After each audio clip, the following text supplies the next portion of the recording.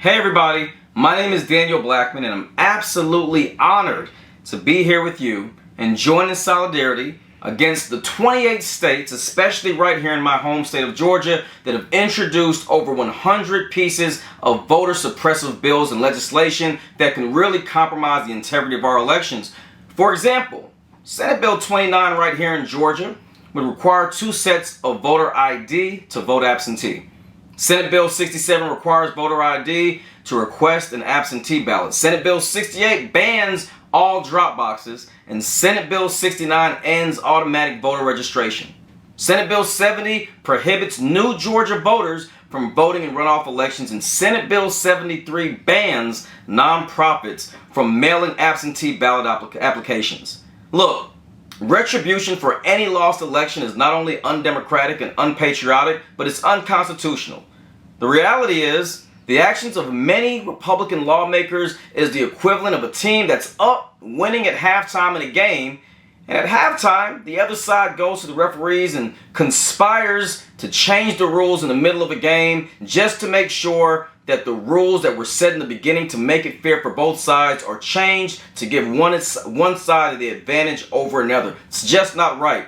And this is a direct assault on our voting rights, and we here in Georgia have to collectively say, don't bother our ballots. Atlanta's first African American mayor, one person I knew who mentored me, once said that he fought for equal opportunity in this state. And the way he did it was because he believed that we can accomplish these things in our integrity and in our voting by working on the power of the vote, economic strength and opportunity, and educational achievement. In other words, the ballot, the book, and the buck.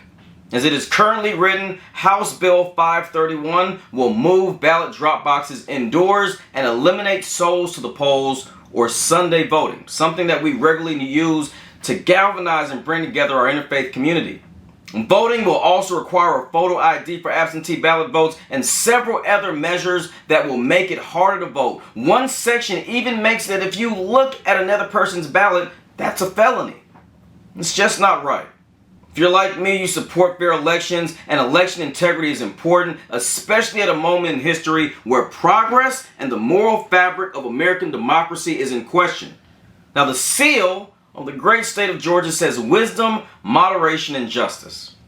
To the state legislators who claim to support our Constitution, none of your legislation is reflective of that which you are sworn to protect, which you are elected to protect.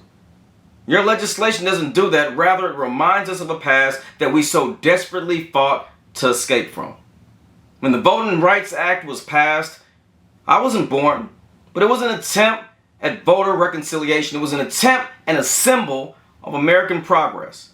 But in the words of James Baldwin, what is it that you wanted me to reconcile myself to? He also adds, you always told me it takes time. It's taken my father's time, my mother's time, my uncle's time, my brother's and my sister's time. How much time do you want for your progress? Whether you are a senior citizen living on a fixed income that's been robbed of your participation in the electoral process, poor, white, and left behind in rural Georgia, disenfranchised in black communities, disrespected in Latino neighborhoods, disregarded as an Asian American or Pacific Islander, or quite frankly dishonored and dismissed simply because of your disability, we are here standing in solidarity with you. Your voice, your vote, and your collective contributions to our democracy is not for sale, nor is it negotiable. You see, the collapse of character begins with compromise, and that which we tolerate today has a very real chance of becoming tomorrow's standard. And we're not going to let that happen on our watch. I'm reminded of a Republican, or at least a former Republican president, James Garfield, who once said, now more than ever before, the people are responsible for the character of their Congress. If that body be ignorant, reckless, and corrupt, it is because the people tolerate ignorance, recklessness, and corruption. I'm here to remind each of you that voting is our sacred right and our moral obligation. January 5th was a runoff election, but the real work began on January 6th. And on that day, we were reminded of an insurrection that took place at our nation's capital that really tried to challenge what it is that we're fighting for today. Join us, stand with this movement, and let's make sure that we hold the line and go forward together, not taking one step back.